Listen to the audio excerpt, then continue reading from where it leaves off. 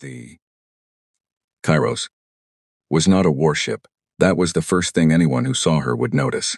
She was wide in the middle, flat along the belly, with cargo bays bolted onto her sides like saddlebags on a tired horse. Her hull had been patched in 17 places. Her engine nacelles were mismatched, one salvaged from a decommissioned scout vessel, one original, both old. She smelled, inside, of recycled air and burned coffee, and the particular kind of metal sweet that comes from a crew living close together in deep space for weeks. At a time, she had 4 laser cannons. 2 were operational at full capacity. 1 fired at about 60% on a good day. The 4th had been locked in a diagnostic loop for 3 months and nobody had fixed it yet. She carried 47 people. Commander Yara Ose had commanded the Kairos for 4 years. She knew every creak of the hull, every hesitation in the engine cycle, every blind spot in the sensor array. She knew which crew members slept badly and which ones snored. She knew that Chief Engineer Dako Menza ate his stress and had been going through the protein rations at twice the normal rate since they left Meridian Station. She knew that her youngest crew member, a 22-year-old nav operator named Priya Shen, still kept a photograph of her dog tucked under her console. The Kepler corridor was a long, relatively empty stretch of space between the human outer colonies and the neutral trade zones. It was used by supply runners, mail ships, science transports, and occasionally by the small patrol vessels that the Earth Space Service deployed to show presence in the outer sectors. It was not glamorous. Nothing ever happened out there. That was what everyone said. Osi was in the command chair reviewing supply manifests when the proximity alert fired. Not a soft ping, not a low priority flag. The full alarm. The one that meant something large had just dropped out of faster-than-light travel very close to them. Then 3 more alarms, all at once. 3 contacts, said Lieutenant Ferris from the sensor station. His voice was flat and practiced, but his hands were already moving fast across his board. Large, very large. Dropping out of FTL approximately 400 kilometers off the port bow, OC set the manifest down. Configuration? Ferris was quiet for exactly 2 seconds. 2 seconds that felt longer than they should have. Both warships, Commander. Destroyer class. All 3. The bridge went quiet the way a room goes quiet when everyone stops breathing at the same time. The Voth were not unknown to humanity.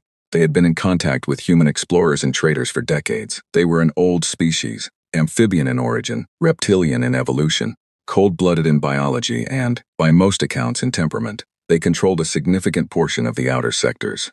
They did not trade with humans much, did not communicate more than necessary, and had made it quietly but clearly understood that the Kepler corridor was space they considered adjacent to their territory. Adjacent. Not theirs. Adjacent. The legal distinction had been argued about in diplomatic channels for years. 3 Voth destroyers appearing 400 kilometers off the port bow of a human supply ship was not a diplomatic argument. "They're hailing us," said the comms officer, a woman named Adeyeze, young calm, already recording. "Open it," OC said. The voice that came through was processed through a translation matrix, which stripped most of the tonal quality out of it, and left something flat and cold. The Voth commander spoke in the clipped formal register that their military used for official communications. There was no warmth in it. There was not meant to be. "Human vessel, you are operating in restricted space. You will cut your engines, power down your weapon systems, and prepare to be boarded. Compliance will be rewarded with the safety of your crew. Resistance will not." That was it. No preamble. No explanation of what authority defined this space as restricted. No indication that this was anything other than a formality to be processed and completed. OC looked at the sensor display. 3 destroyers. Each one outmassed the Kairos by a factor of roughly 12. Each one was armed with weapons arrays that could reduce the Kairos to a debris field in under a minute if they chose. Ferris turned in his chair and looked at her. Menza's voice came over the internal comm from engineering. "Commander, I'm looking at what's out there." "I know," she said. "What are we doing?" She thought about the 47 people on this ship. She thought about Priya Shen's photograph. She thought about Menza and his protein rations and his stress. She thought about the 11 people currently in the cargo bays doing inventory, who didn't even know yet. She thought about what happened to crews that surrendered to Voth boarding parties. There were stories. They were not good stories. "Ferris," she said, "time to weapons lock on us from their current position?" "They're already locked, Commander." "Of course they were. Adeyze, tell them we need 60 seconds to power down safely. Engine protocol requires gradual reduction or we risk a core overload." Adeyze looked at her. OC nodded once. Adeyze opened the channel and delivered the message, her voice steady and professional. The Voth commander gave them 60 seconds. OC used 40 of them. Mensa, I need everything you have to the forward thrusters. Everything. Strip it from life support in the secondary bays. Strip it from the cargo stabilizers. Strip it from whatever you need to strip it from. A pause from engineering. Then, Commander, that's going to push us to. I know what it's going to do. Do it. She turned to the helm. Chen, when I give the word, full burn directly toward the lead ship. Ramming trajectory. Don't flinch. Helm operator Chen, 28 years old and from Chengdu and usually the quietest person on the bridge, looked at her for a moment. Then he said, Yes, Commander. She hit the internal comm for the whole ship. All hands, brace positions now. Do not ask questions, brace. The 60 seconds ran out. The Voth fired. The first strike hit Kairos along the port side and tore through 2 cargo bays like paper. The hull screamed. Alarms went from loud to deafening. The lights dropped to emergency red. OC felt the ship lurch under her and grabbed the arm of her chair and hold on. Full burn, she said now. The Kairos lurched forward. Everything that Mensa had pulled from the non-essential systems went into the forward thrusters, and the ship moved in a way that a wide, flat-bellied cargo vessel was absolutely not designed to move. She shook. She groaned. Something in the port nacelle made a sound that nacelles were not supposed to make. The Voth fired again. The second strike took out the rear sensor cluster and blew out a section of the upper hull. More alarms. Someone on the bridge was shouting damage reports. OC heard them and did not respond because there was nothing to respond to yet. 400 kilometers closed faster than it had any right to. The Voth lead ship began to move, to turn, to bring its own thrusters into play, to get out of the way of this battered, shaking supply vessel that was apparently trying to physically collide with it. They were not fast enough. The Kairos hit the Voth destroyer at a slight angle, which was actually better than a direct hit would have been. It dragged the bow of the human ship along the Voth vessel's midsection, tearing through hull plating and what sensor arrays could catch. Looked like it opened a major power conduit. Kairos itself took the impact in the forward section. The forward cargo bay was gone. The bow crumpled, but the ship held. The Voth destroyer did not. The power conduit breach cascaded. It took 11 seconds. Then the destroyer broke in half, and then it was a cloud of metal and gas and debris expanding slowly in all directions. Kairos was already inside that cloud. OC's hands were bleeding. She had gripped the chair arm through the impact and the metal edge had cut her palms. She didn't notice until later. Mensa, talk to me. Mensa's voice came back rough and shaken. We're alive. Hull breaches in forward section and the 2 port bays. Emergency seals are holding. Engines are. Commander, we are on fumes. We have about 30% thrust capability. Weapons 1 cannon, the good one. Ferris, where are the other 2 ships? Ferris was pulling himself back into his seat. Blood on his forehead from hitting his console during the impact. They've broken off. They're at approximately 800 kilometers. Commander, they're not firing. She looked at the sensor display. The 2 remaining Voth destroyers were sitting still. Just sitting. She understood it, on some level. They had fired twice at a supply ship. The supply ship had rammed one of their destroyers and destroyed it and then hidden in the debris. This was not something that had a protocol. This was not something their tactical training had covered. There was a moment. She could feel it even across the distance. Even through the silence on the comm channels, of pure paralysis. She used it. Ferris, use the debris field. Everything that's big enough to give us cover. I need positions. Already on it. Mensa, I need those engines. Whatever you have, working. A daze. Get me a channel to the nearest ESS patrol station. Tell them our position, our status. And tell them we need a rescue window in the next 4 hours or we won't need rescuing anymore. Adedez opened channels. Her hands were shaking but her voice was not. For the next 3 hours and 40 minutes, Kairos moved through the debris of the ship she had destroyed, slowly, carefully, using the wreckage as cover, while Mensa and his team worked in vacuum suits on the exterior hull, patching what they could, rerouting what they couldn't patch. The 2 Voth destroyers stayed at distance. Twice they moved to intercept positions. Twice, Kairos shifted deeper into the debris cloud. The Voth fired once more, a ranging shot, probing. It hit a piece of the destroyed destroyer instead of the Kairos. Then they stopped. Ose did not understand at the time what was happening on the other side of that silence. She did not know that the Voth commanders were in urgent communication with their high command. She did not know the words being used to describe what a cargo ship had just done. She did not know that the words had no equivalent in the Voth tactical lexicon, because the situation they described had never needed a word before. She was thinking about other things. The ESS patrol cutter, Ardent, arrived in 3 hours and 51 minutes. It was fast and it was armed, and when it dropped out of FTL, the 2 Voth destroyers left without a word. The Ardent's captain, a man named Reyes, came aboard the Kairos himself. He walked through the ship. He saw the damage. He saw the crew, some sitting, some working, all of them wearing the particular expression of people who have been through something and have not yet decided how to feel about it. He found Osi in the cargo hold, sitting on a crate with a list on her tablet. "Commander," he said, "are you all right?" She looked up. Her hands were bandaged now. Her face was tired in a deep way that sleep wouldn't touch for a while. 11, she said. He waited. 11 dead. I need you to make sure their families are notified before this goes anywhere official, before any report, before any briefing.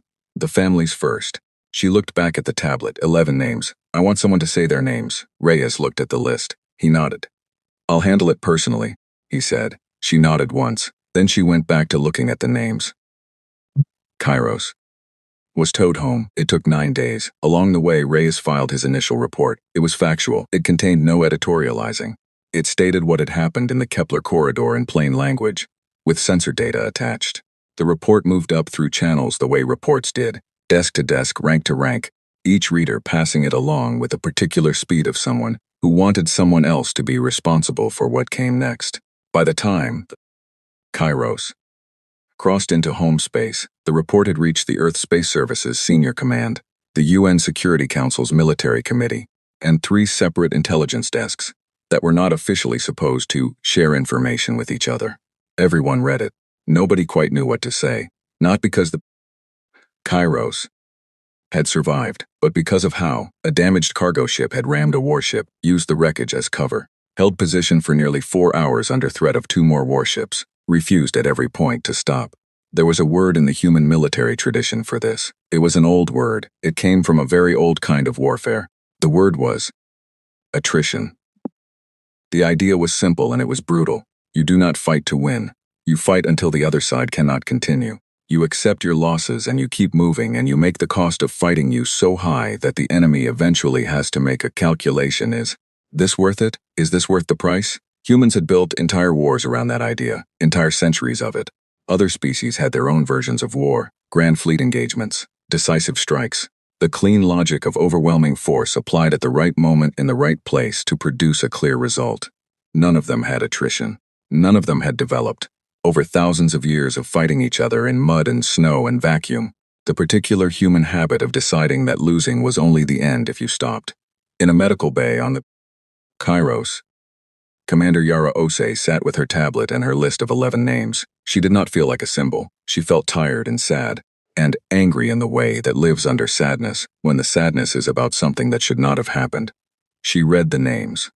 She would read them again tomorrow, and the day after. She was still reading them when the first official communique from the Voth High Command arrived at the UN diplomatic office on Earth. It was not an apology. The report was supposed to be classified. Most things that were supposed to be classified in the outer sectors were not, in practice, classified at all.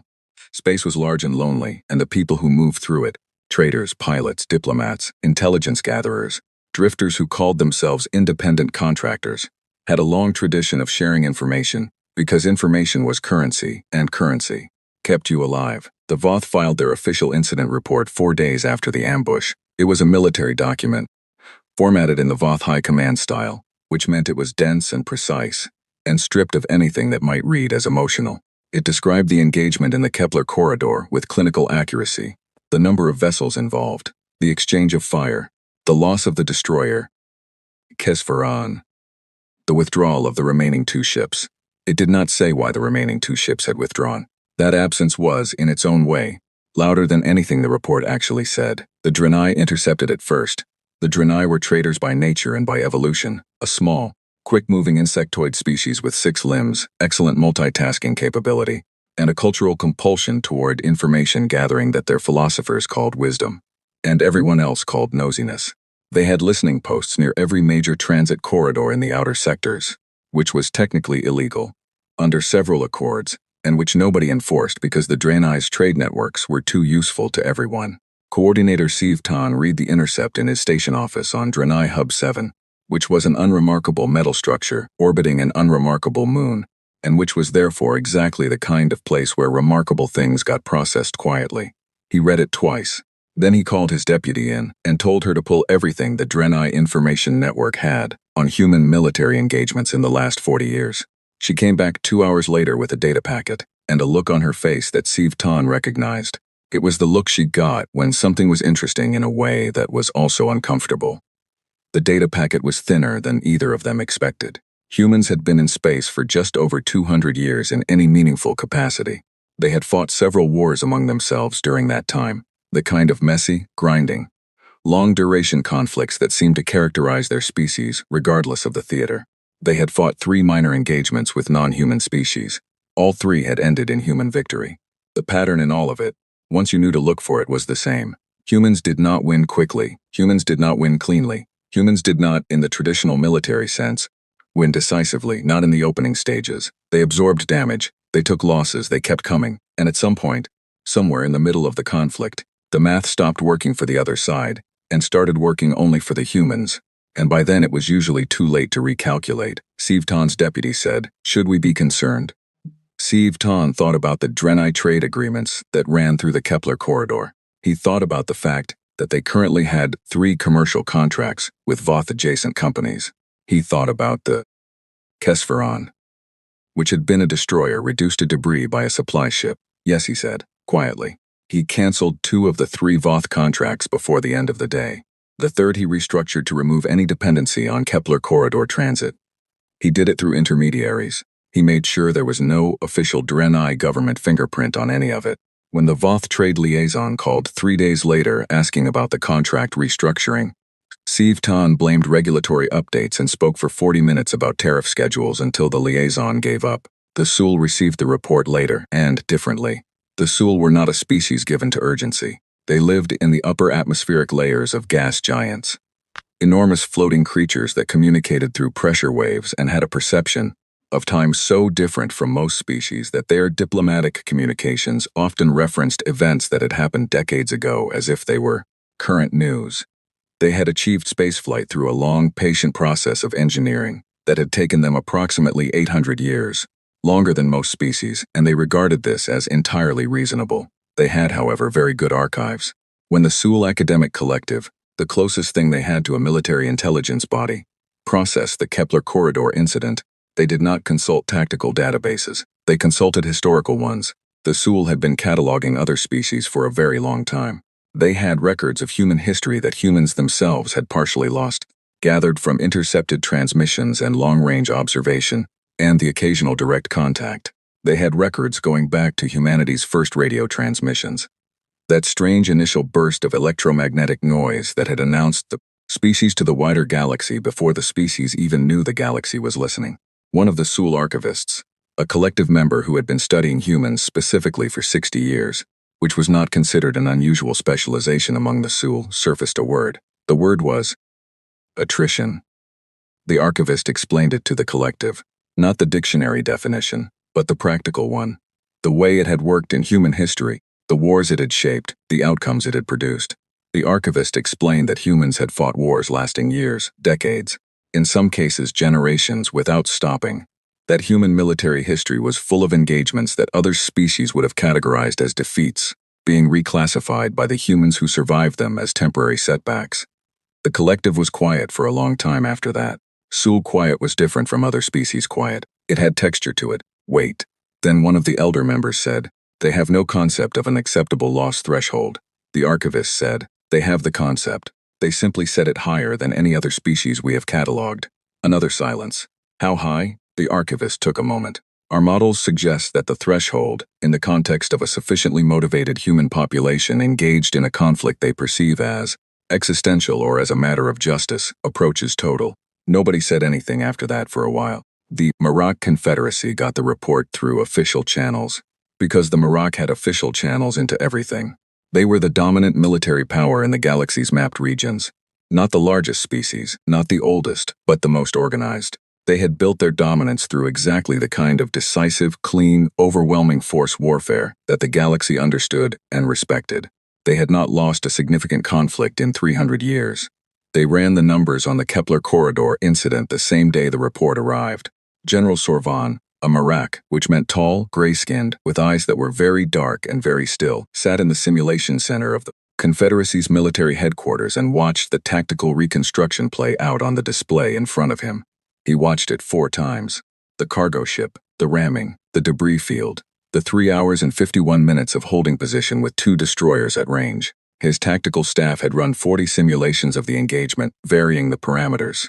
In every simulation where the human vessel behaved according to standard non-human tactical models, assessing threat, calculating survival odds, making rational decisions based on available options, Kairos was destroyed or captured in under 12 minutes. The simulations where the human vessel behaved the way it had actually behaved produced different results, not always survival, but always in every single run. Significant cost to the attacking force. His chief analyst, a young Marak named Ressa, stood beside him and said, "The problem isn't the tactics, sir. The tactics are improvised. The problem is the decision framework." Sorvan looked at her. "Other species," Ressa said, "when facing overwhelming force, run a calculation. Resources available versus threat level versus probability of survival. When the calculation returns a negative result, the logical action is surrender or withdrawal. The calculation takes fractions of a second. It happens automatically. And humans?" Ressa pulled up a display. Human military history. It was a long display. Humans run the calculation too. But the variable they weight differently is the survival probability threshold. For most species, when survival probability drops below approximately 30%, withdrawal or surrender is the automatic response. It's evolutionary. A species that fights to the death against impossible odds doesn't survive long enough to become a spacefaring civilization. Sorvan said, "But humans did. Humans did. Our best analysis suggests their survival probability threshold, the point at which they stop fighting, is situation dependent. In conflicts they perceive as defensive, or as matters of what they call honor or justice, the threshold drops dramatically. In some documented cases," she hesitated, "in some documented cases it appears to approach 0. Sorvan looked at the display, at the long list of human conflicts, at the ones that had lasted decades, at the casualty figures that would have ended any other species' war effort in the first year. "They don't stop," he said. "Not a question. They stop when they win," Ressa said, "or when there is genuinely nothing left to fight with, and even then." She pulled up one more file, an old one, a human engagement from early in their spaceflight history, against a pirate collective that had been larger, better armed, and better positioned. The human force had lost 60% of its ships in the first engagement. They had come back with the remaining 40% and won. "Even then," Ressa said, "they tend to find something." Sorvan was quiet for a moment. Then he said, "What does the Voth communicate a human diplomatic channels say?" His aide, standing by the door, said, "Demands, sir. Session of the Kepler corridor, formal acknowledgement of Voth territorial claims, and reparations for the loss of the Case Varan." Sorvan looked at the aide for a moment. Then he looked back at the display. "Reparations," he said, "for the ship they lost in the ambush they initiated." "Yes, sir." A long silence. "Draft a preliminary communication to the Human Diplomatic Office," Sorvan said. "Unofficial, back channel. Acknowledge the incident. Nothing else yet, just open the line." Ressa looked at him. "You think this is going to escalate?" "I think," Sorvan said carefully, "that the Voth have made an error in calculation. And I think the nature of the error is that they calculated against a species they did not understand. And I would very much prefer to not be standing next to them when the bill comes due." He looked at the reconstruction one more time. The Kairos. Broken and slow, moving through the debris of the ship it had destroyed. 2 warships at range, not firing. He thought about what it must have looked like from inside those destroyers. This battered, impossible thing, still moving, still refusing. He thought about the word Ressa had found in the human military archive, attrition. He thought about what it meant to be on the receiving end of a species that had built a whole philosophy of warfare around the idea of refusing to stop. In a small trading post on the edge of the neutral zone, a Drenai pilot named Hanrek was having a drink with a Marak cargo inspector and a human freighter captain named Oloy, who had been running the Kepler routes for 20 years. The Drenai pilot had heard about the Kairos. The Marak inspector had heard about the Kairos. The human captain had not heard about the Kairos, because the official report was still technically classified and nobody had told him yet. They told him. He listened to the whole thing without speaking. The ambush, the ramming, the debris field, the 3 hours and 51 minutes. The two Voth destroyers that had just sat there, not knowing what to do. When they finished, he was quiet for a moment. Then he said, "Yeah, that sounds about right." The Draenei pilot stared at him. "That sounds about right." The human captain shrugged. He finished his drink. "You mess with a human ship, you get a human response. Osi's a good commander. Her crew trusted her. That's what that is." He set his glass down. "What did the Voth send to our diplomatic office?" The Murak inspector told him about the communique, the demands, the reparations. The human captain was quiet again for a moment. The Draenei pilot, who had been around humans long enough to read their silences a little, felt something move across the back of his carapace. It was a feeling he associated with noticing that something large and dangerous was in the room, and he had only just looked up, the human captain said. His voice was calm. Not angry, not loud, just certain. The way you were certain about things that were simply true. He paid for his drink and left.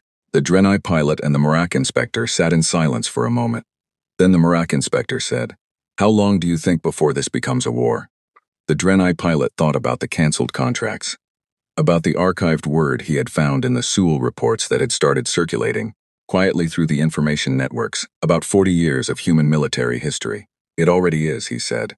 "The humans just haven't said it out loud yet." He finished his drink. Outside the trading post, the Kepler corridor sat quiet in the dark between stars. The debris of the Kesvaran was still drifting through it, slow and cold, spreading further apart with every hour.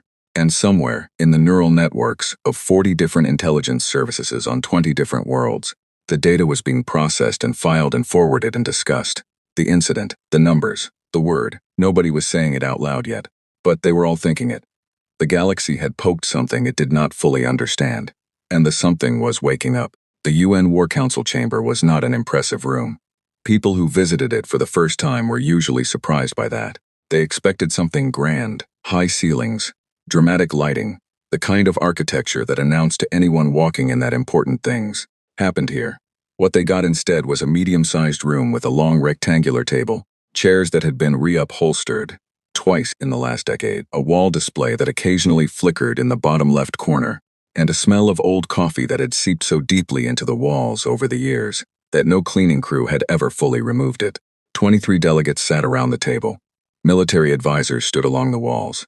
Translators sat in the glass booth at the far end. The room was full, but it was not loud. It had the particular kind of quiet that comes when everyone in a space is thinking hard and choosing their words carefully. Delegate Roa Adeyemi sat near the center of the table. She was the UN's senior military liaison, which meant she was not quite a soldier and not quite a diplomat, but occupied the uncomfortable space between the two where most of the real decisions got made. She was 51 years old, originally from Lagos, with close-cut gray hair, and the kind of face that had been serious for so long it had settled into seriousness as a default state. She was not given to dramatic gestures or loud speeches. She was given to precision. She had the Voth communique on a tablet in front of her. She picked it up, she read it aloud. Her voice was even and unhurried. She read every word, including the formal headers and the official seals, and the bureaucratic language that surrounded the actual demands like padding around something sharp. She did not summarize. She did not editorialize. She read it exactly as it was written, and then she set the tablet back down on the table. The room was quiet. The communique demanded 3 things. First, formal human withdrawal from the Kepler corridor, with the corridor to be recognized as Voth-adjacent territory under Voth jurisdiction. Second, a formal apology from the Earth Space Service for the destruction of the Voth destroyer, Kesvaran, during what the communique described as an unprovoked escalation by the human vessel, ESS Kairos. Third, financial reparations to be calculated based on the assessed value of the Kesvaran, and its crew complement to be paid in full within 1 standard year. Those were the demands. The Voth had also included, at the end of the communique, a single paragraph that was not a demand but a statement. It said that the Voth High Command was prepared to consider the matter closed if the above conditions were met. It said that the Voth did not seek extended conflict with humanity. It said that a prompt and cooperative response would be viewed as an indication of humanity's willingness to exist peacefully within the established order of the outer sectors. Adeyemi had read that paragraph 4 times before the meeting. Each time, the phrase, established order, had sat in her chest like a stone. The delegate from Australia spoke first. He said, "They want us to apologize for defending ourselves." Nobody responded to that because it did not need a response. The delegate from Brazil said, We should consider the strategic position. The Voth have significant military assets in the outer sectors. A formal conflict would be costly, said the military advisor standing behind Adeyemi's chair. His name was General Park, and he was the kind of man who had spent his entire career calculating costs. Yes, it would be costly. I want that on the record before we go any further. A war with the Voth at this time, given our current deployment and asset positions in the outer sectors, would be costly. How costly? Someone asked. Park said we would win. I want that on the record too. That was the second silence. It was different from the first one. The first one had been the silence of people processing outrage. This one was the silence of people processing certainty and deciding what to do with it. Adeyemi spoke. Kairos was a supply vessel on a documented route in unclaimed space, she said. It was ambushed by 3 Voth warships fired upon without warning, and its crew was given the choice of surrender or destruction. 11 of those crew members died. Commander Osi and 36 others survived because she made a decision that cost the Voth one of the ships that attacked her. The Voth's position is that we owe them an apology and money for that ship. She paused. I want to make sure everyone in this room is clear on what we are actually being asked to do. We are being asked to apologize for surviving. We are being asked to pay for the weapon that was used against us. And we are being asked to give up the transit corridor that our supply lines depend on, which would effectively cut our outer colonies off from resupply within 2 years. She looked around the table. I don't think we should do that, she said. The vote was not close. It took 40 minutes. There were 3 abstentions, which Adeyemi noted, and which she thought were about domestic political considerations rather than genuine uncertainty. The rest was unanimous. The response to the Voth communique was drafted in the next 2 hours. Adeyemi wrote most of it herself. It was short. It declined all 3 demands. It stated that the Kairos had acted in lawful self-defense in unclaimed space. It stated that humanity held the Voth High Command responsible for the deaths of 11 crew members. It stated that humanity expected a formal accounting for the ambush. It did not threaten. It did not bluster. It did not use the word war. It did not need to. What happened next did not look like what people expected war preparation to look like. There was no single moment of mobilization. No grand fleet assembling in orbit around Earth with banners and speeches. No dramatic broadcast to the citizens of humanity announcing that the time had come to defend the species. It was quieter than that. It was faster than that. The shipyards went to extended shifts the same week the vote was taken. Not emergency shifts, extended shifts. The kind that meant hiring more workers, adjusting supply chains, rerouting raw materials. It looked, from the outside, like an industrial expansion decision. It looked like paperwork. The mining operations in the asteroid belt near Jupiter got new contracts. Deep contracts, long-term, with clauses about delivery schedules that had never been in mining contracts before. The miners did not ask many questions. The pay was good. Civilian transport companies received communications from the ESS logistics office asking about the structural specifications of their vessels, asking which ones could be retrofitted, asking about crew rosters and whether any crew members had military background. Asking these questions in the polite, dry language of regulatory inquiry that did not sound like recruitment. It was recruitment. In the training facilities on Meridian Station and Fort Callaway, and the new campus outside Nairobi that had been announced as an agricultural research center 18 months ago and was not an agricultural research center, new training cohorts were forming. 3 weeks of basic, 6 weeks of technical specialization. Not long, long enough. Humans who had been miners became soldiers in 3 weeks. Humans who had been freighter mechanics became weapons technicians. Humans who had been doing inventory on cargo runs became crew members on ships that were, in the same 3 weeks, being quietly armed. It did not look like what people expected war preparation to look like. It looked like everyone just starting, doing the next thing, and the next thing after that. Adeyemi visited the Kairos. On the 14th day after the vote, the ship was at dock in the ESS facility above Earth. It was being repaired. The forward section was already largely rebuilt. The hull patches were being replaced with new plating. The mismatched engine nacelles were both being replaced with matched units, which had apparently never happened in the 4 years Osi had commanded the ship. Adeyemi found Osi in the medical bay. She was cleared for most activity now. The physical injuries from the engagement had been significant but not permanently damaging. She was sitting on the edge of a medical bed with her bandaged hands in her lap and a tablet on the bed beside her. Adeyemi had met Osi twice before, briefly, at ESS functions. She remembered a woman who was straightforward and not much for small talk, and had the particular quality of competence that didn't need to announce itself. She looked tired now, tired in the specific way of someone who had been sleeping fine but hadn't rested in 2 weeks. Commander, Adeyemi said. Osi looked up. Delegate Adeyemi sat down in the chair beside the bed. She did not bring an aide. She did not bring a recording device. I wanted to tell you directly, she said. Before you hear it through official channels, the council voted. We're not meeting the Voth demands. Osi was quiet for a moment. What does that mean? It means what you think it means. We're mobilizing. It'll take time, months before we have meaningful force projection in the outer sectors. But it started. Osi looked at her hands. Could it have been stopped? Adeyemi considered the question honestly. It deserved an honest answer. Possibly, she said. If we had met the demands, given up the corridor, paid what they asked, apologized, she paused. But you and I both know what that would have meant for the next incident. And the one after that. Osi nodded slowly. They chose the answer, Adeyemi said. When they ambushed a supply ship and then sent us a bill for the trouble. They made the calculation for us. Osi looked up at her. Her eyes were steady. Not angry, or not only angry. There was something under the anger that Adeyemi recognized because she had seen it in the mirror lately, a kind of weight. The weight of knowing what was coming and having no way to make it lighter. 11 people, Osi said, I know. Make sure it matters, whatever happens next. Make sure their 11 names are in the official record, in the declaration, in whatever document starts this. Not a footnote, the reason held her gaze. They will be, she said. I'll write them in myself. The formal declaration went out 3 days later. It was 3 sentences long.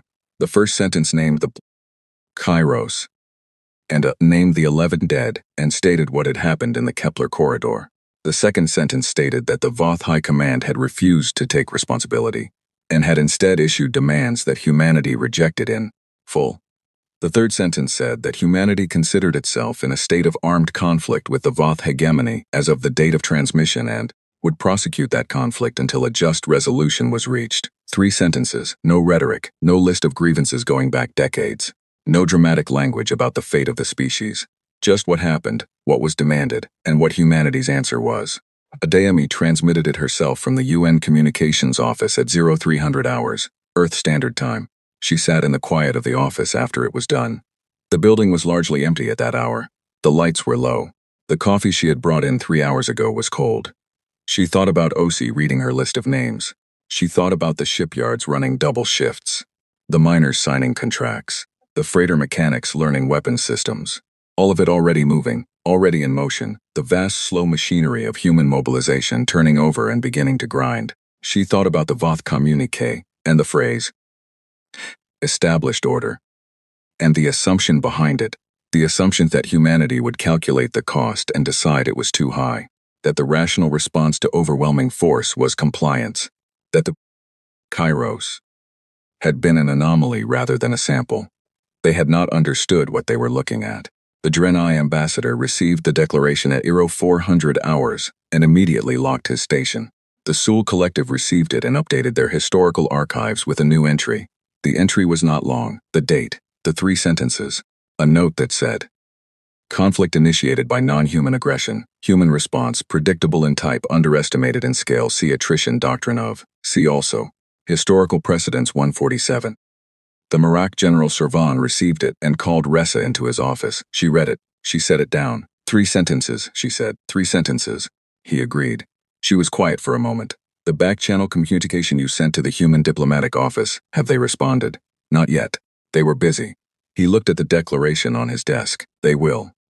Through every diplomatic channel in the mapped sectors of space, the declaration moved, desk to desk, screen to screen, translation matrix to translation matrix, getting rendered into 17 languages, processed by 40 intelligence services, discussed in rooms that ranged from grand to unremarkable. The Voth High Command received it and called an emergency session. In the session, the admiral who had authorized the ambush said that humanity had made a grave miscalculation and would regret this response. The room did not disagree with him out loud, but several of the officers present, reading the declaration on their tablets, were thinking about a different miscalculation, about a supply ship that had rammed a warship, about 3 hours and 51 minutes in a debris field, about a species that had looked at 3 destroyers and a demand to surrender and had chosen, without hesitation, without significant deliberation, as if the answer were simply obvious, to one of those officers, a younger commander named Gren Vass, who had recently been assigned to the Kepler Corridor Command. thought about the phrase in the declaration. Until a just resolution was reached. Not until victory. Not until the enemy is defeated. Not until our terms are met. Until a just resolution. He did not know enough about humans to fully understand the distinction. He would learn. Commander Gren Voss had fought 11 engagements in his career. He had won all 11. This was not unusual for a Voth officer of his rank. The Voth military selected for competence rigorously and promoted slowly. And the commanders who reached his level had, by definition, demonstrated consistent results. Gren Voss was not a brilliant tactician. He was a thorough one, which in his experience was better. Brilliant tacticians made inspired decisions. Thorough tacticians made correct ones. He had been assigned to the Kepler Corridor Command 6 weeks after the Kairos incident. The assignment came with a briefing that was longer than most, and a set of orders that were clear on paper and less clear in practice. Hold the corridor, demonstrate Voth presence, be prepared to repel human incursion. The briefing had included the tactical reconstruction of the Kairos engagement. Gren Voss had studied it carefully. He had noted the ramming, the debris field tactic, the 3 hours and 51 minutes. He had filed it under anomaly, single vessel, desperate action under extreme duress, not representative of human military doctrine. This was a reasonable conclusion. A single incident was not a pattern. He would revise that conclusion later. His force in the corridor consisted of 4 destroyers, 2 cruisers, and a command vessel. 6 weeks of sitting and waiting in the long dark of the Kepler corridor, supply runs, maintenance cycles, the particular boredom of military presence operations, which required you to be ready for something that was probably not going to happen while making it clear to anyone watching that you were ready. The humans came on a Tuesday. Gren Voss would remember that detail later, for no particular reason. It was a Tuesday, by the human calendar, which his ship's computer helpfully converted because it tracked all major species. Timekeeping systems, they dropped out of FTL at 7 different points simultaneously. Not one fleet, 7 groups. Each group appearing at a different position around the corridor's approach envelope, at distances ranging from 300 to 800 kilometers. Each group consisting of between 4 and 9 vessels. Gren Voss looked at the sensor display and felt something that his people called vreth. A word that translated roughly as the cold moment of understanding that a situation is not what you assumed it was. He counted the contacts. 41 human vessels, against his 7. This was not unexpected in terms of numbers. The humans had been mobilizing. Intelligence had estimated they would commit significant force to retaking the corridor. Gren Voss had planned for numerical disadvantage. Voth warships were individually more capable than human vessels. Training was better. Weapons technology was comparable, perhaps slightly in the Voth favor. A ratio of 2 or even 3 human ships per Voth vessel was manageable. 41 to 7 was not the problem. The problem was the composition. He had expected human warships, military vessels, the ESS destroyers and cruisers that his intelligence files described in detail. What his sensors were showing him was more complicated. There were military vessels in the human force, yes. About a third of them. The rest were something else. Modified freighters with weapons platforms bolted to their cargo frames. A mining hauler with what looked like 3 torpedo launchers welded to its forward section. Something that had once been a passenger transport, and now had an entire flank covered in point defense emplacements. They were not uniform. They were not elegant. They looked, if Gren Voss was being honest, like they had been assembled in a hurry by people who were very determined and not particularly concerned with aesthetics. He opened a channel to his fleet. All ships. Formation Keth 7. Engage at will. Prioritize the military vessels. The converted civilian craft are lower threat. This was the reasonable assessment. A converted freighter was not a warship. He revised that assessment 11 minutes later. The human military vessels came in first. Fast, direct, aggressive. They pushed straight at the Voth formation and drew fire. 2 of them took significant hits in the first exchange. 1 lost engine capacity. Both kept coming. While Gren Voss's ships were focused on the military vessels, the converted civilian craft did something he had not anticipated. They didn't attack, not at first. They moved to positions, specific positions, spread out across the engagement space in a pattern that his tactical officer spent 40 seconds analyzing before she said, "Commander, they're establishing a perimeter." A perimeter for what? For us. He looked at the display. She was right. The converted civilian vessels were not engaging aggressively. They were positioning themselves to cut off retreat vectors. Each group of them covered a different exit angle from the corridor. They were with their improvised weapons and their bolted-on torpedo launchers, sealing the space. It was not elegant. The individual ships were not threatening. But collectively, as a net, they were going to be a problem. The two damaged human military vessels, the ones that had taken significant hits in the first exchange, did not fall back. One of them, trailing atmosphere from a hull breach, pivoted and came around for a second pass. The other one, which had lost most of its engine capacity, was being covered. 3 of the smaller human ships moved into position around it and provided fire suppression while the damaged vessel drifted. They were protecting it, not retreating with it, staying in the engagement and protecting it. Gren Voss had 11 engagements of experience. In all 11, when a vessel was significantly damaged, it withdrew or was destroyed. It was not covered. It was not protected in place while the battle continued around it. He adjusted his orders. Target the cover ships around the damaged vessel. Remove the cover, then destroy the vessel. His ships redirected fire. The cover ships took hits. 2 of them took serious damage. They did not withdraw. 2 more moved in to replace the ones that were damaged, and the ones that were damaged moved to slightly less exposed positions and kept firing. They were rotating, sharing the damage load.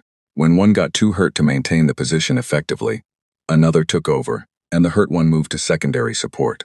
This was not in his briefing. This was not a standard human military tactic documented in any of the intelligence files he had been given. It had the feel of something improvised, a decision made on the fly by people who were working with what they had and had decided, collectively, without any apparent coordination he could observe, that they were not going to let that damaged ship die alone. 2 hours into the engagement, Gren Voss had destroyed 4 human vessels and significantly damaged 9 more. He had lost 1 destroyer and had 2 cruisers with serious damage. By the numbers, he was winning. He did not feel like he was winning. The humans were not reacting the way a force that was losing reacted. There was no thinning of the engagement, no drawing back of the less capable ships, no signal traffic that suggested any part of the human force was considering withdrawal. The damaged ships kept fighting. The ships covering the damaged ships kept covering them. The perimeter vessels maintained their positions.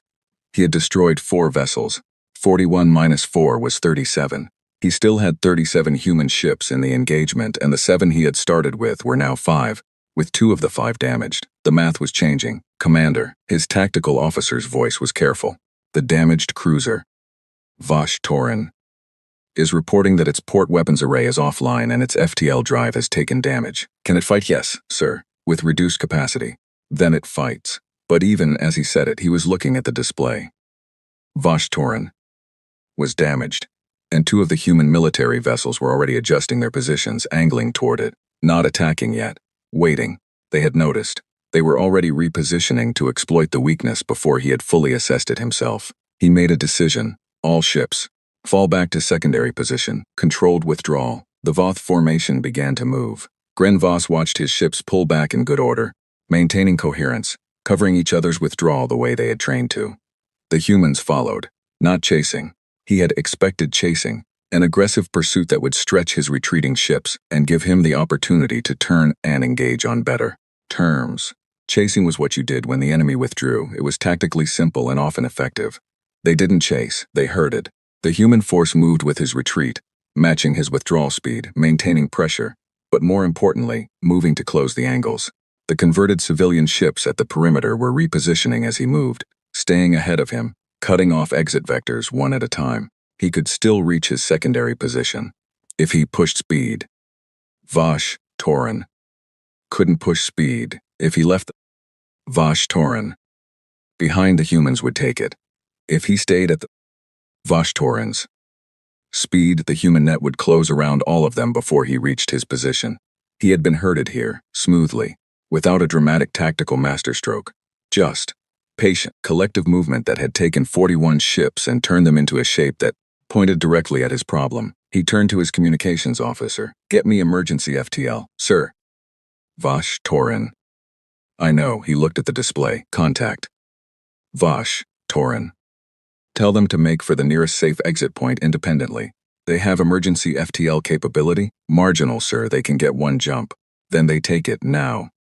Vosh Torin.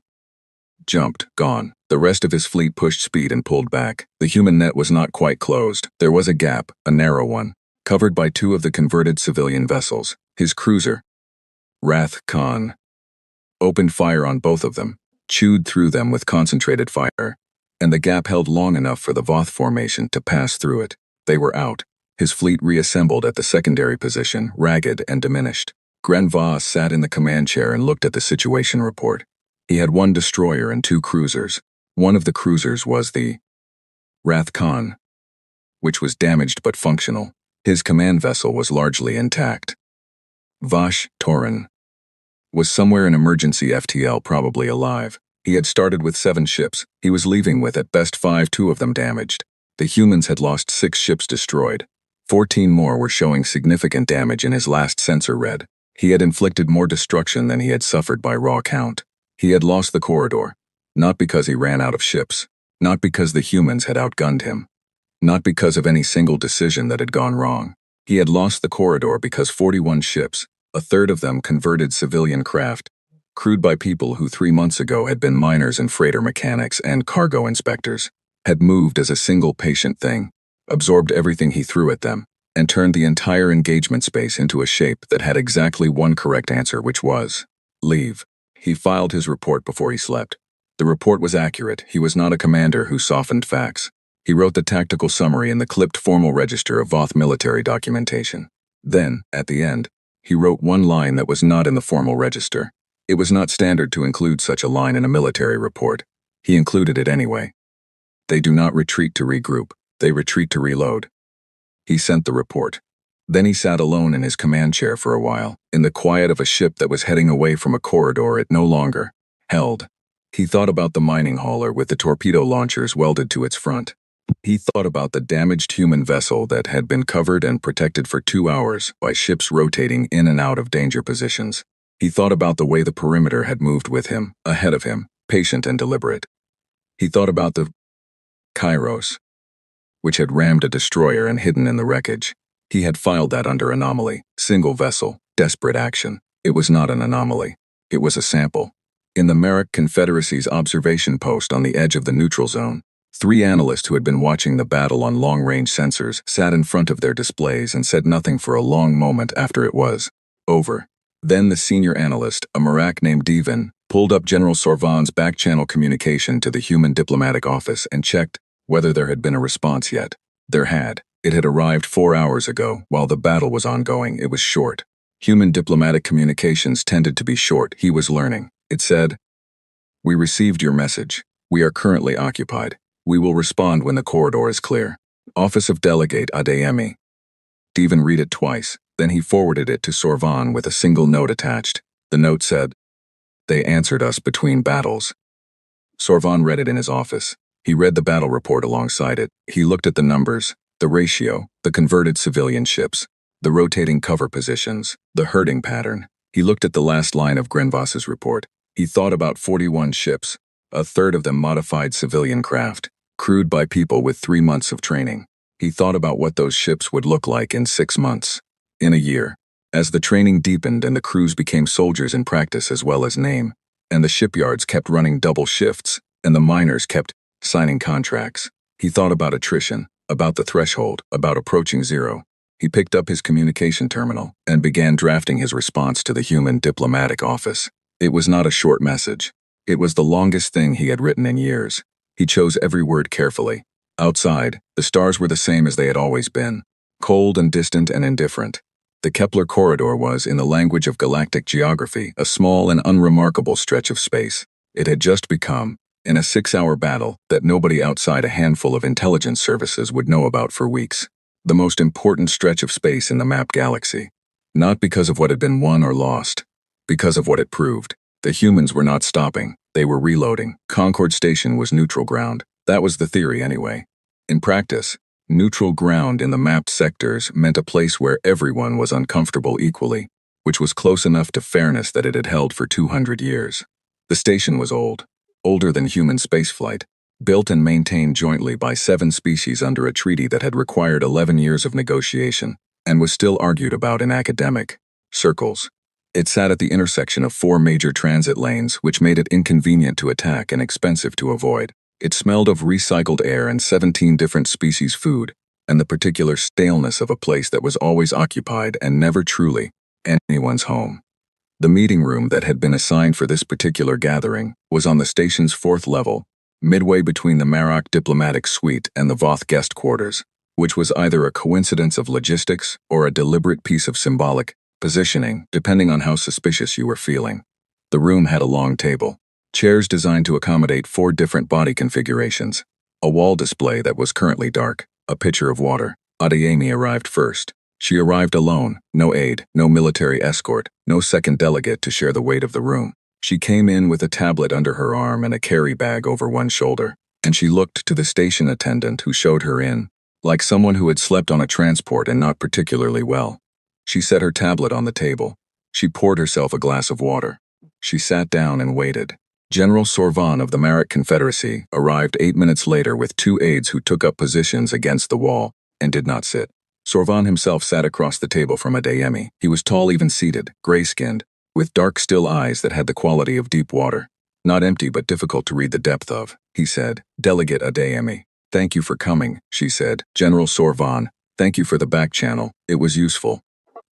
They looked at each other across the table for a moment. 2 people who had been watching the same events from different angles and had ended up, through the logic of those events, in the same room. The Voth emissary arrived 14 minutes after that. His name was Veth Kas. He was not a military officer. He was a diplomat, which in Voth terms meant someone who had been selected for the ability to say difficult things in formal language without the conversation immediately becoming a battle. He was older than Grenveas, older than most of the officers in the briefings, with the particular stillness of someone who had been in difficult rooms before and had learned not to show what he was thinking until he chose to. He sat at the end of the table, not across from Adeyemi, not the end, which was either a deliberate positioning of neutrality or the only chair configuration that fit his body comfortably. Adeyemi didn't ask. There were other observers in the room. A Drenai coordinator who had requested permission to attend and been granted it. A Sul representative who communicated through a translation device and took up more space than the others. They sat along the wall. They were not at the table.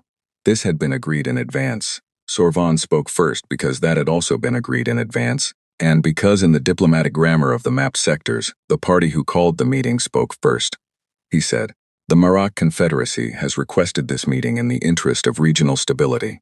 We have been observing the conflict between humanity and the Voth hegemony, and we believe the current trajectory is not in the interest of any party, including parties not directly involved." He paused. "We would like to facilitate a resolution," Veth Kas said. "The Voth hegemony is prepared to discuss terms." Adeyemi said nothing. She looked at Sorvan and waited. Sorvan looked back at her. "Delegate, what does humanity want?" The room was quiet. The question was simple, and it was the most important question in the room, and everyone knew it. Adeyemi put her tablet on the table but did not look at it. She had not needed to look at it since she walked in. "The 11 names back," she said. "Since we can't have that, 3 things. The Kepler corridor under SS jurisdiction, with free transit rights for all species guaranteed by Confederacy oversight. A permanent non-aggression accord between humanity and the Voth hegemony, with violation terms defined and enforced by a joint tribunal, and the Voth commander who ordered the ambush of the Kairos, to stand before that tribunal and answer for the 11 dead." She stopped. The room processed this. It was Sorvan who spoke first. His voice was careful and measured.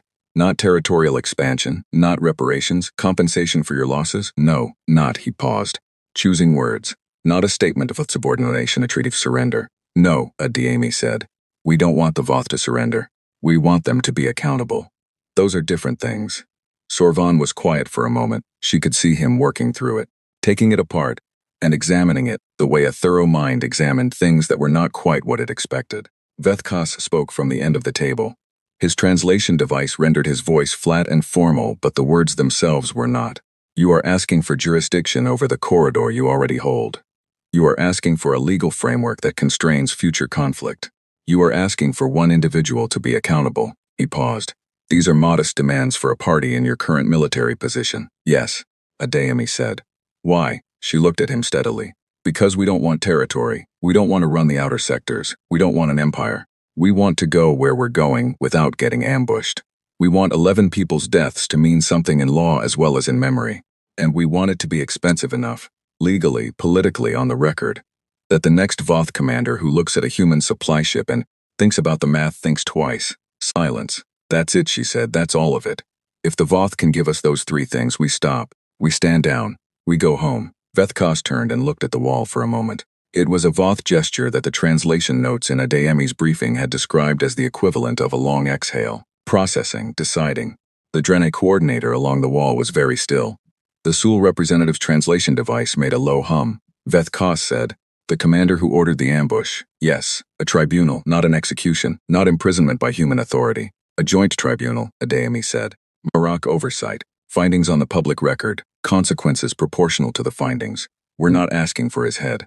We're asking for accountability. Another silence. The Kepler corridor, Vethkos said. ESS jurisdiction with guaranteed transit rights. Freely used by all species. Confederacy overseen. Nobody owns the corridor. Humanity administers the safety and transit protocols because our supply lines run through it, and that's a practical matter, not a political statement, Sorvan said quietly. That is a workable framework. Vethkos looked at him, then back at Adeyemi. I need to transmit this to High Command, he said. I know, she said. Take the time you need. She picked up her glass of water and leaned back in her chair, not performing ease, just waiting, the way she had been waiting since the Kairos came home. Vethkos transmitted. High Command deliberated for 4 hours. Adeyemi stayed in the meeting room. Sorvan's aides brought food at some point. She ate without much attention to what it was. Sorvan himself left briefly and returned. They talked, in the empty hours of waiting, about things that were not the negotiation, about transit lane administration, about the Sul's archival program, about nothing in particular. It was the kind of conversation that happens in rooms where people are waiting for something and have decided to be human about the wait. At one point, Sorvan said, "Can I ask you something directly?" "Yes, your declaration, 3 sentences. No rhetorical preamble, no statement about the future of humanity or the cost of aggression." He paused. Was that deliberate? Yes. Why? Adeyemi thought about it for a moment. Because we weren't making a speech. We were answering a question. The Voth asked us whether we would accept their terms. We said no, everything else would have been extra. Sorvan looked at her. Most species, in your position, would have written a document. We had a document, she said. The sensor data from the Kairos. That was the document. The declaration was just our answer to theirs. He was quiet for a moment. You're not what we expected. I know, she said. We're not what we expected either sometimes. High Command's response came back in 4 hours and 20 minutes.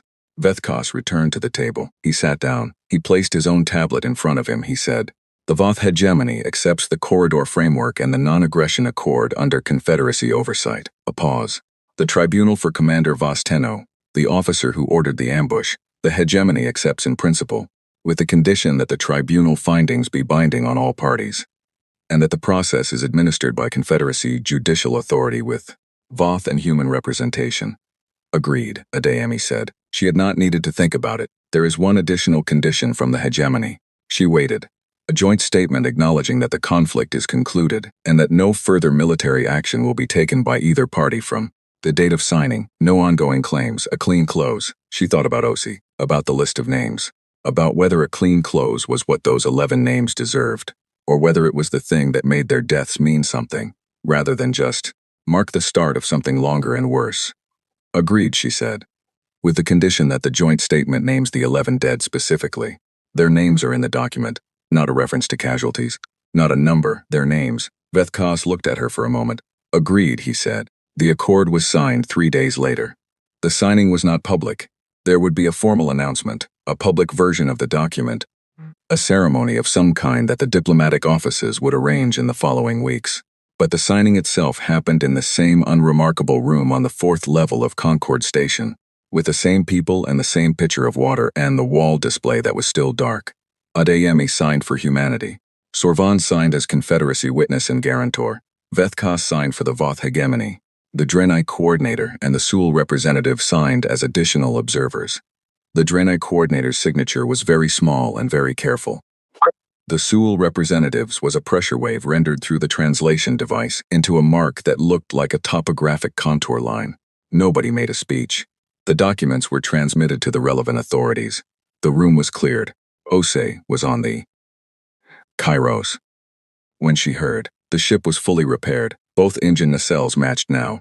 The forward section was rebuilt with new plating that was slightly lighter in color than the rest of the hull, which the crew had taken to calling the Scar, affectionately. The way you named things that had been through something with you. The 4 laser cannons were all operational, including the 4th one, which had been in diagnostic loop for 3 months before the ambush and had been fixed during the repair cycle along with everything else, almost as an afterthought. She was on the bridge, not doing anything specific, just sitting in the command chair, which she did sometimes when the ship was docked and quiet, because the chair had become the place she thought best. Her communications panel chimed, an official ESS channel. She opened it. The message was from Adeyemi's office, short, direct. The accord is signed. The corridor is ours. The tribunal is scheduled. Their names are in the document. A. Osi read it twice. She had a piece of paper in the pocket of her uniform. She had been carrying it since the engagement. She took it out and unfolded it. The paper was worn at the folds now. The handwriting was hers, put down in the medical bay of the Ardent. While Rhea stood beside her and waited. 11 names. She read them, all of them, slowly. The way she had been reading them since the day she wrote them down. Not as a ritual of grief exactly, though it was that, too, as a practice of memory. Because memory was the only jurisdiction that mattered for the dead, and she had appointed herself responsible for maintaining it. She folded the paper and put it back in her pocket.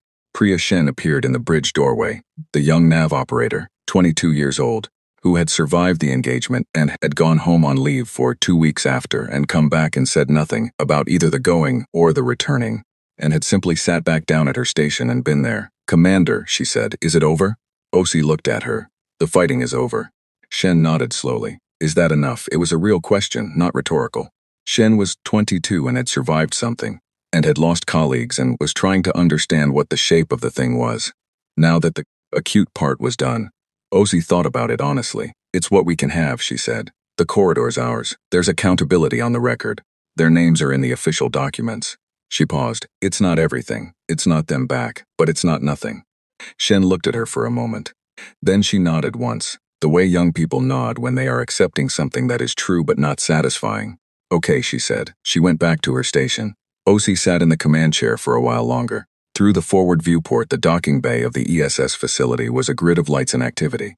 Ships coming and going, crew moving. The ordinary business of a place that did not know it was adjacent to the thing she was sitting with. She thought about the Voth commander who had ordered the ambush, who would stand before a tribunal, who would answer. She thought about 41 ships, a third of them converted civilian craft, taking a corridor back in 6 hours. She thought about what Adeyemi had said in the medical bay. They chose the answer. They had, and humanity had answered. And somewhere in the diplomatic records and intelligence archives and closed-door conversations of 20 species, the answer was being processed, filed, remembered, attached to the word that the Sewell archivist had surfaced, and that was now moving through every major intelligence network in the mapped sectors. Attrition, not a threat, not a boast, just a fact about what humans were and what they did when pushed. A fact that had been demonstrated once in a debris field by a supply ship, and demonstrated again in a 6-hour battle by miners and mechanics in converted freighters, and demonstrated a third time in a meeting room on Concord Station by a woman with a tablet and no military escort who had looked at the most powerful military authority in the sector and told them exactly what she wanted, and exactly nothing more. The galaxy had always known war. It had known grand fleet engagements and decisive strikes and the logic of overwhelming force. It had known species that fought for territory, and species that fought for resources, and species that fought because fighting was what the dominant power did to demonstrate that it was dominant. It had not known this particular stubborn, grieving, mathematical, absolute version of it. This refusal to stop that was not rage, not hot, not dramatic, not the explosion of a species pushed too far and finally snapping. Just the cold, steady, patient turning of something that had decided it was not done. The galaxy would not forget. The Draenei coordinator, back on Hub 7, updated his trade contracts and filed a note in his personal archive. Do not initiate against humans. Do not allow proxies to initiate against humans. The cost-benefit calculation does not close. The Sewell archivist updated the historical record with a new entry. The entry was longer than usual. At the bottom of it, the archivist added a note in the personal register that other archivists would read after the archivist was gone. The note said, "They named their dead in the peace accord. The treaty that ended the war began with the names of 11 people. This is the thing to understand about them. They do not fight for territory or ideology or dominance. They fight because someone died and the death has not yet been answered. As long as it is unanswered, they continue. The way to end a conflict with humans is not to defeat them. It is to give them an answer they can live with." We should be careful never to ask them a question we are not prepared to answer for.